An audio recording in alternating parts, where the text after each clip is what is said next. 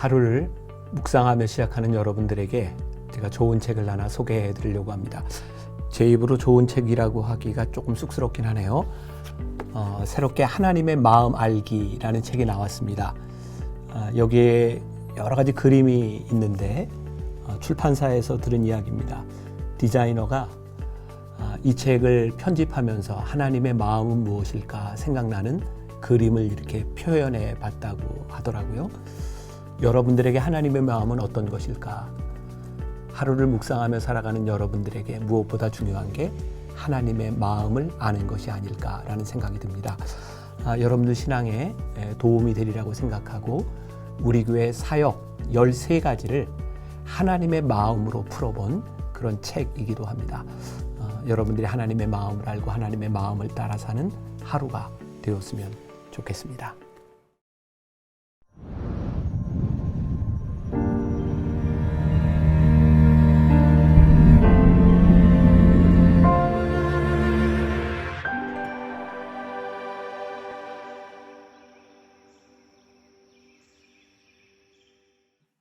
다윗, 받은 은혜를 기억한 사람.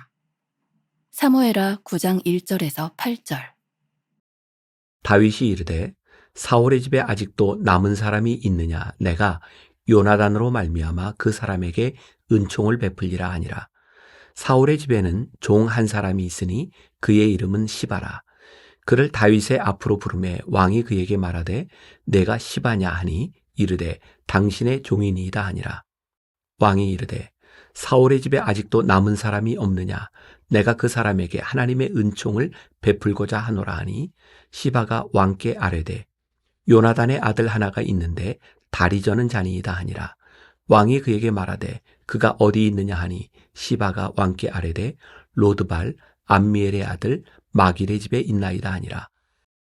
다윗 왕이 사람을 보내어 로드발 암미엘의 아들 마길의 집에서 그를 데려오니 사울의 손자 요나단의 아들 무비보셋이 다윗에게 나와와 그 앞에 엎드려 절하매 다윗이 이르되 무비보셋이여 하니 그가 이르기를 보소서 당신의 종이니이다.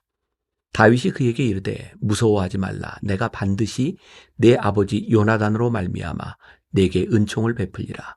내가 내 할아버지 사울의 모든 밭을 다 내게 도로 주겠고 또 너는 항상 내 상에서 떡을 먹을지니라 하니 그가 절하여 이르되 이 종이 무엇이기에 왕께서 죽은 개 같은 나를 돌아보시나이까 하니라.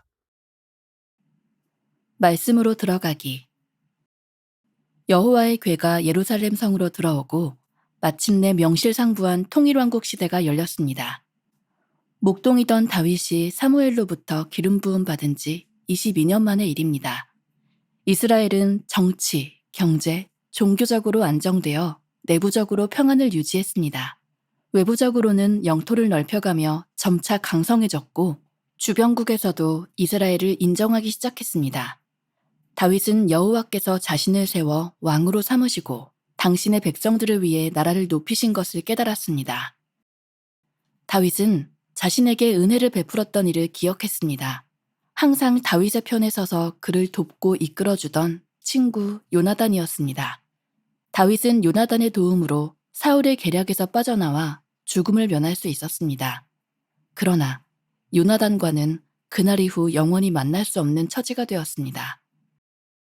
다윗은 사울의 혈육 중 살아있는 자를 수소문했습니다. 사람들은 어쩌면 사울의 자손이라면 화해의 근원이 될 것이므로 다윗이 그들을 없애려는 것이라고 생각했을 것입니다.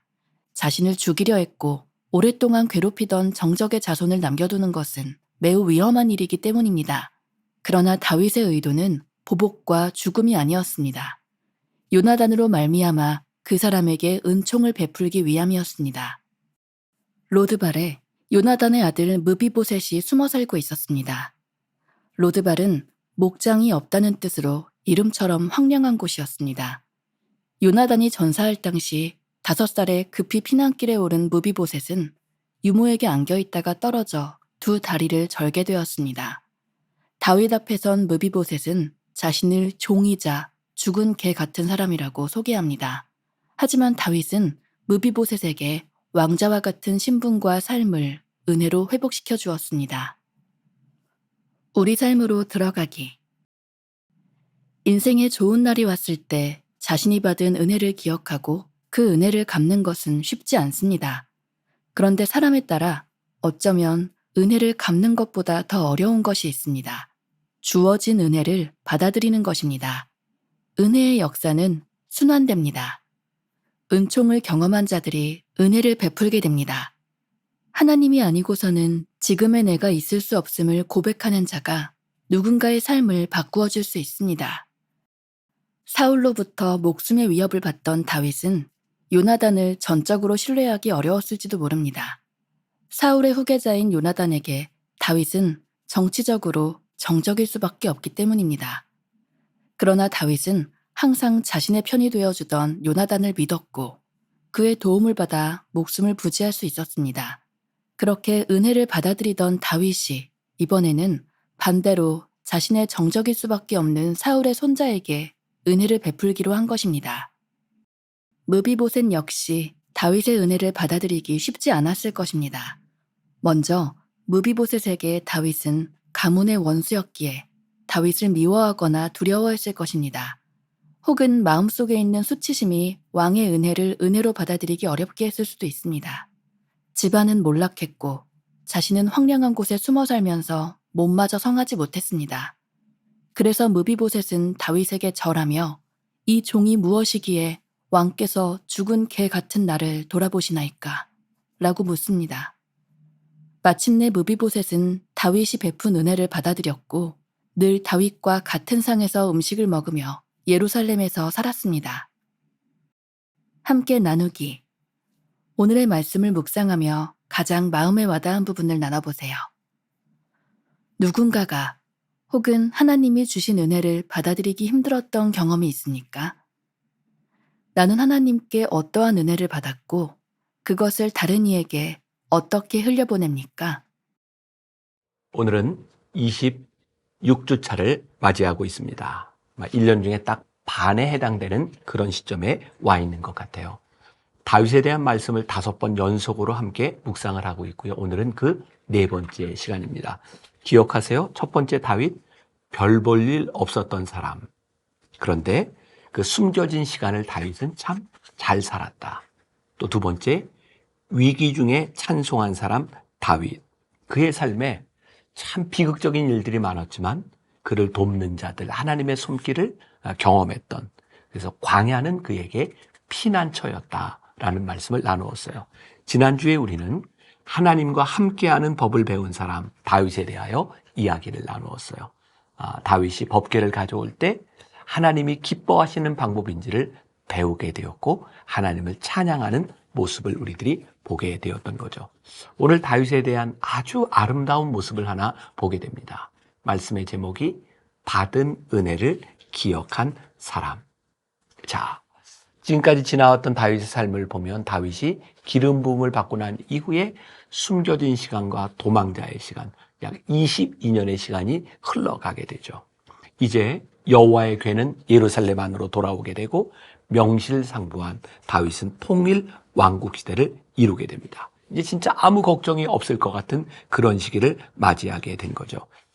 사무엘하 5장 12절에 이런 말씀이 있어요. 사무엘하 5장 12절.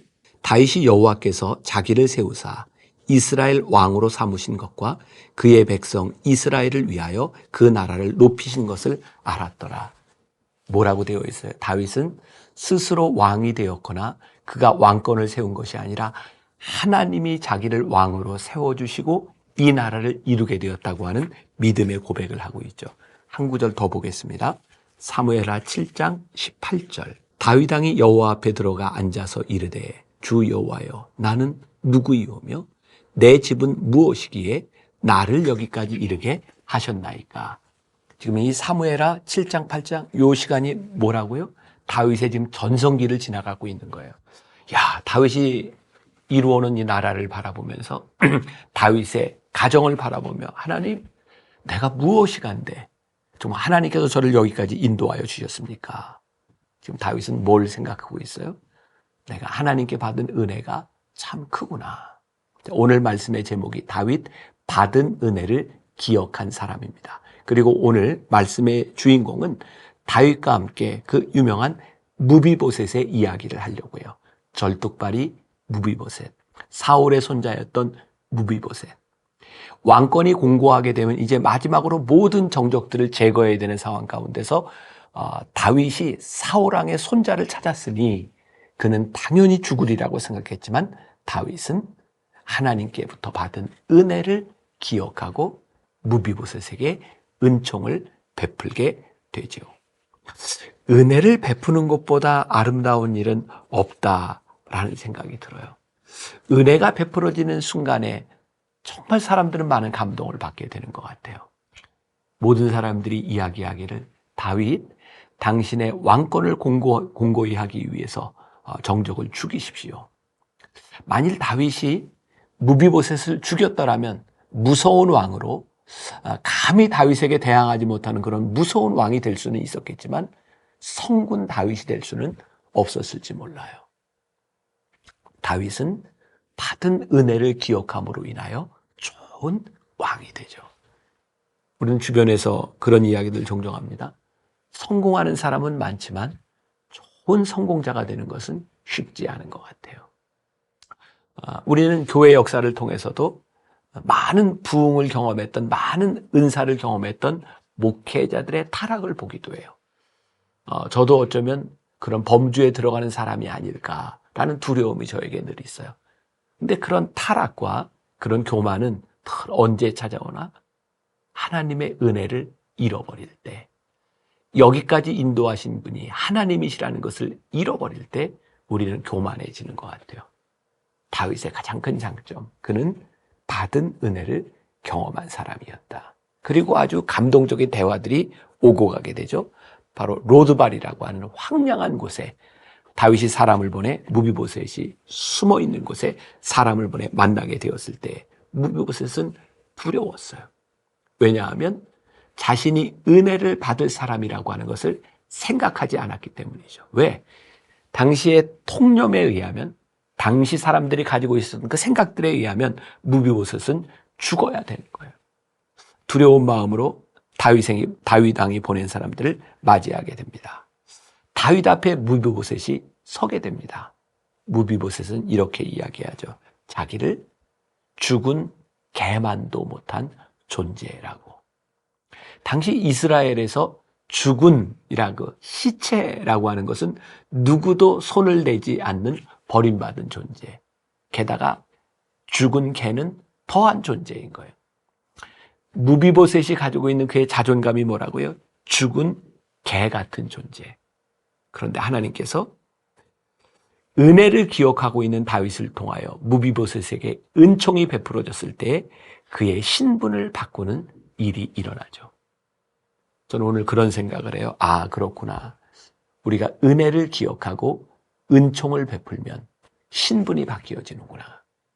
아, 우리들의 인생의 선순환은 은혜를 기억할 때 일어나는 것이구나. 그러고 보니까 오늘 이 말씀을 나누는 오늘 우리들에게 이 하루가 하나님께서 나에게 베풀어 주신 은혜를 기억함으로 인하여 누군가에게 은총을 베풀 수 있다면 정말 놀라운 일이 일어날 수 있으리라. 마땅한 대가를 지불하는 것이 아니라 내가 받은 은혜를 기억함으로 내가 할 수 있는 일이 무엇일까? 오늘 여러분들 속으로 공동체에서 그런 나눔이 한번 있었으면 좋겠어요. 아, 나는 내가 하나님께 받은 은혜가 있어서 내가 그 은혜를 다른 사람에게 베풀었어. 그 사람에게 어떤 일이 일어날 수 있을까? 자, 요 시점에서 우리들이 찬양을 하나 좀 듣고 가도 좋겠다. 제가 참 좋아하는 찬양이에요. 십자가에서라는 찬양인데, 십자가에서 그는 내 이름 바꾸셨네. 십자가에서 그는 내 이름 바꾸셨네. 자, 제 노래로 듣지 말고 좋은 목소리로 찬양을 한번 들어봅시다. 하나님께서 나의 신분을 바꾸어 주셨어요. 십자가에서 그는 내 이름 바꾸셨네.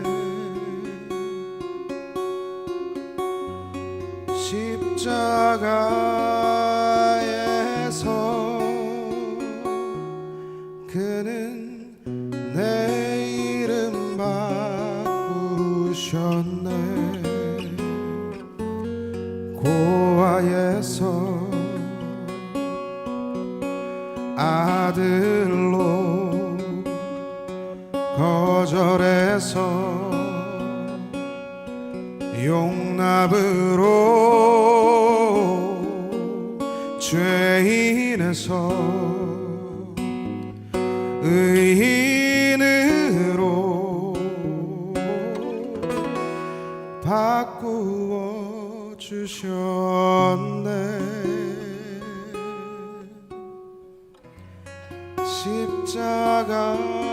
십자가에서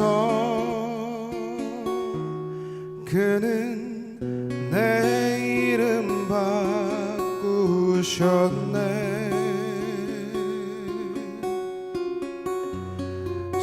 십자가에서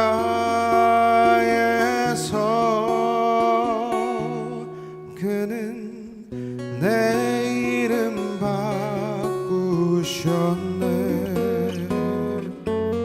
저주에서 축복으로, 원수에서 연인으로, 장기에서 신부로 바꾸어 주셨네.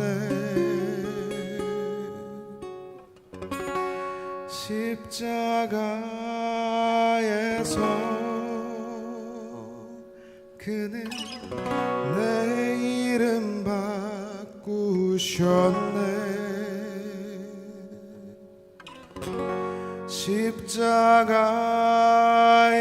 십자가에서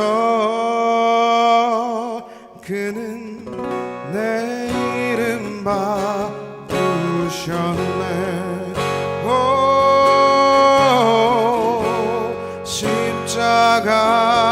십자가에서 그는 내 이름 바꾸셨네.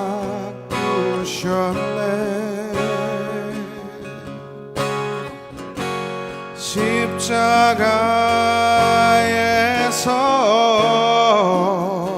그는 내 이름 바꾸셨네. 그는 내 이름 바꾸셨네. 그는 내 이름 바꾸셨네.